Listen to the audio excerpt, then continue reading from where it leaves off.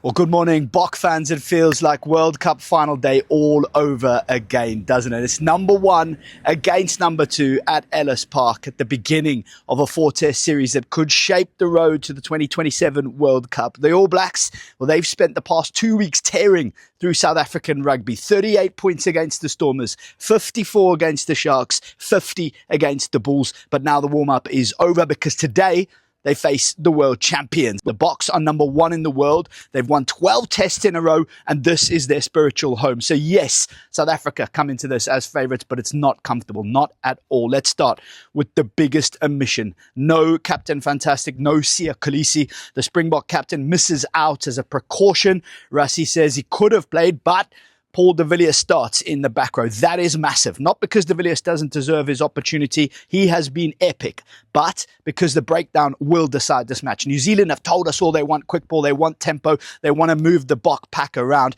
De Villiers has been selected to disrupt exactly that. He's quick. He's aggressive over the ball. And he's dangerous once he gets into space. But this is a whole new level of pressure for him. Today, it's not Scotland. It's not Argentina. He's facing Ardie Savea and the All Blacks at Ellis Park. This is the biggest test of his life so far.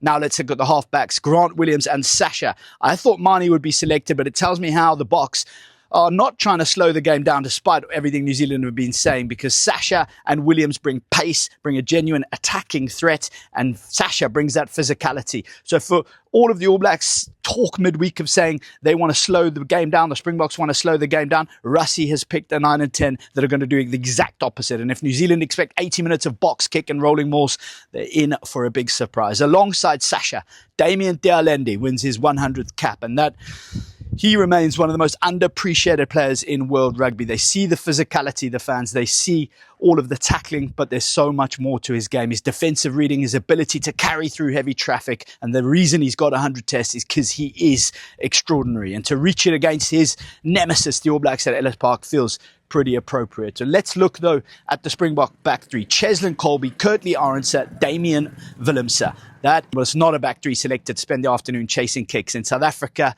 can get quick ball. They'll punish New Zealand from anywhere. But the All Blacks, as we know, have weapons of their own. Will Jordan is back. Damian McKenzie returns at fullback. Cam Roygard also there, and Ardie Savea as the team captain. They've selected Ruben Love at fly half, which is probably the position the Springboks will target the hardest. Love's only got 8 caps, and he's got to manage now, starting at Ellis Park with Peter Steph du Toit and Jasper Wiese breathing down his neck. That is a serious examination. But where will the game be won? Well, for me, there are 3 decisive areas. First, the breakdown. We spoke about Paul de Villiers.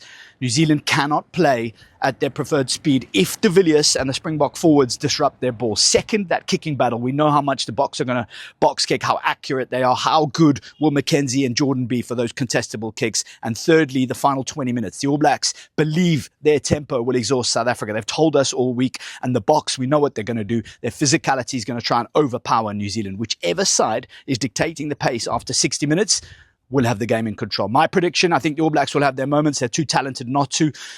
And they've had a lot of warm-up. They feel good. They're talking the talk. Will they walk the walk? Well, it's Ellis Park and it's the Springboks. It's not just another stop on the tour. I think the Boks will have too much on the bench, too much physicality, too much power. And I think they'll win this one by 8.